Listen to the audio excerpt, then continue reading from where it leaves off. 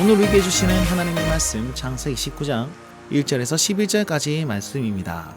자, 19장 말씀은요, 이제 소돔의 타락한 모습들과 그리고 의로운 롯의 모습이 등장하게 됩니다. 자, 1절 말씀 보니까요, 두 천사가 소돔에 이릅니다. 언제 이르느냐면 저녁때에 이르렀다, 이렇게 얘기하고 있습니다.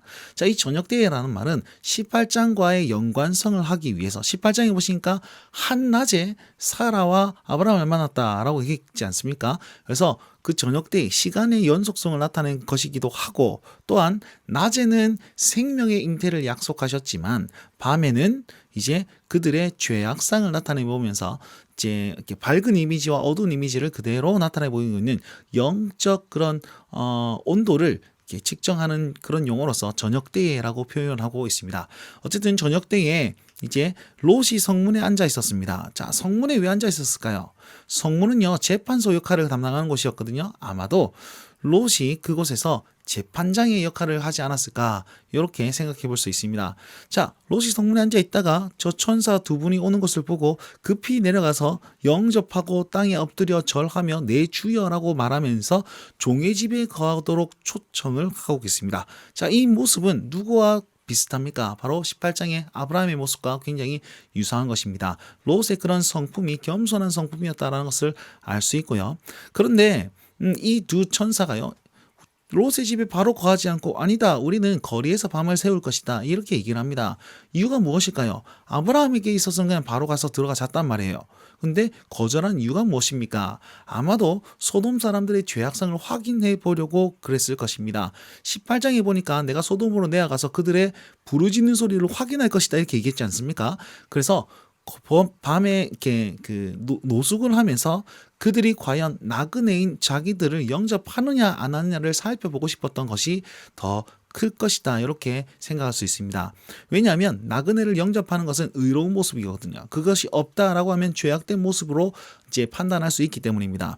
결국 롯의 간청으로 인해서 롯의 집에 머물게 됩니다. 이 말인즉슨 아무도 그들에게 손 내미지 않았다라고 생각해 볼 수 있습니다. 그렇게 또 생각할 수 있는 이유는 3절 말씀에 롯만이 그들을 섬기는 모습이 등장하거든요.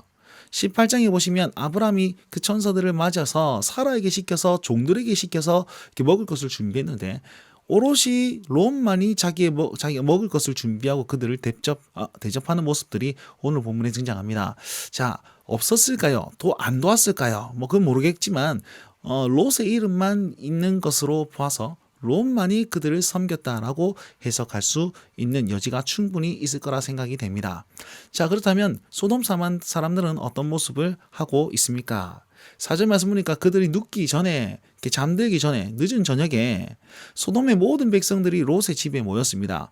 소돔의 모든 백성을 강조하기 위해선 소돔 모든 백성을 두 번이나, 이성 사람 곧 소돔 사람들, 이렇게 두 번이나 강조를 하고 있습니다. 그리고 노소, 어린아이부터 늙은이까지 모두 다, 그 다음에 가까운 거리에서부터 먼 거리까지 모두 다 롯의 집 앞에 모였습니다. 이유가 무엇일까요? 5절 말씀 보니까 우리가 그들을 상관하리라. 상관하다는 말은 알다라는 뜻인데, 이 히브리어로 알다라는 뜻은 관계 맺다, 이제 성적인 관계를 맺다라는 것을 의미하고 있습니다. 그러니까 많은 사람들이 와가지고 우리가 집단 동성의 그런 성폭행을 할 것이다 라는 그런 목적으로 모였다라는 것입니다.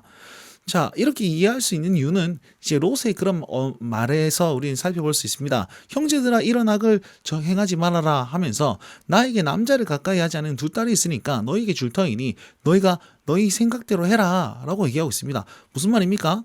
남자를 알지 못하는 두 딸을 주어서 성폭행하라 라는 것입니다. 어떻게 아버지가 그렇게 얘기할 수 있을까요?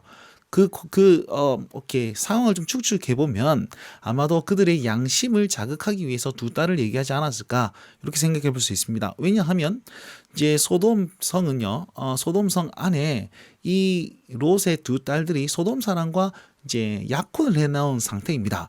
그러니까 모든 사람이 다 알 것 아닙니까? 이 사람의 그런 남편 될 사람이, 그러니까 자기 이웃의 그런 다 아는데 그 사람을 성폭행하거나 이렇게 할 수는 없다라고 추측해 볼 수 있겠죠.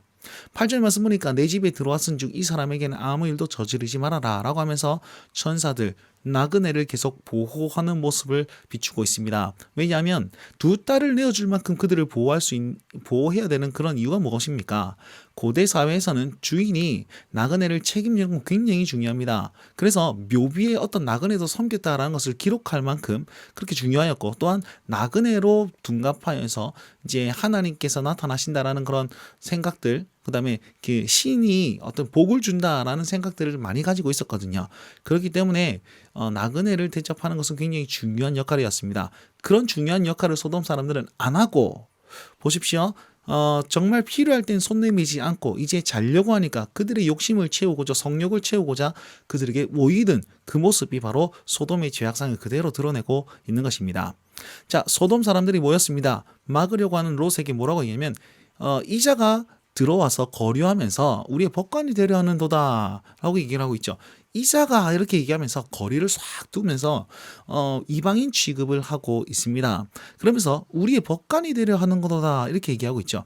자, 아까 전에 1절 말씀 보니까 이 롯이 어디에 있었습니까? 성문에 있었습니다. 그죠? 아마도 이 롯은 성문에서 그 소돔 사람들의 그 죄악상을 잘잘못을 계속해서 선포했을 것입니다. 그렇게 살면 안 된다. 야, 그건 죄악이다라고 계속 딴지를 걸었을 겁니다. 자기네들은 죄악 그대로 살고 싶은데, 죄를 짓고 편하게 죄 짓고 싶은데 이게 걸림돌이 되는 거예요. 자, 그러면서 우리가 그들보다 너를 이제 해야 할 것이다 이러면서 그 롯을 밀치고 문을 부수고 들어가려고 막 하는데, 그때에 천사들이 눈을 어둡게 합니다. 누구를요? 소돔 사람들을 모두 다 눈을 어둡게 하는데, 11절 말씀 보시면 문을 찾아 헤매었습니다 라고 얘기를 하고 있습니다. 안 보이니까 막 뭘 찾았다. 여러분, 눈이 안 보이면 집에 가든지 아니면 뭘 이렇게 다른 걸 찾든지 뭐 이렇게 표현해야 되지 않겠습니까? 근데 왜 굳이 문을 찾느라 헤맸다라고 성경은 말하고 있을까요? 방금 전까지 문을 부수고 들어가려 했거든요. 여전히 그 죄악된 모습을 행하고자 내가 저 문 부수고 들어가서 내가 상관할 것이며 이 롯을 잡을 것이고, 내가 이게 하면서 그 악한 마음들이 그대로 드러나는 표현이 바로 문을 찾아 헤맸다라는 겁니다. 앞이 안 보여도 그 죄악을 찾아 헤맸던 그 소돔의 백성들의 죄악상을 나타내보고 있습니다. 자, 오늘 본문 말씀이 우리에게 주는 의미는 무엇입니까?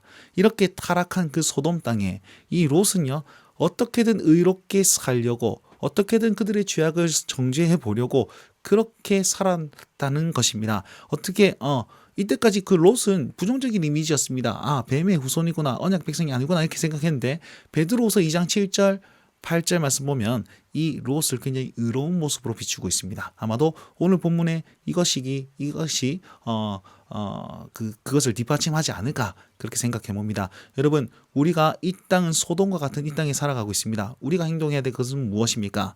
우리가 그들을 말리고, 또한 우리의 그 중요한 것을 지키려 하는 것, 의를 행하는 것, 또 의를 드러내는 것, 우리가 해야 될 것 아닐까 그렇게 생각해 봅니다.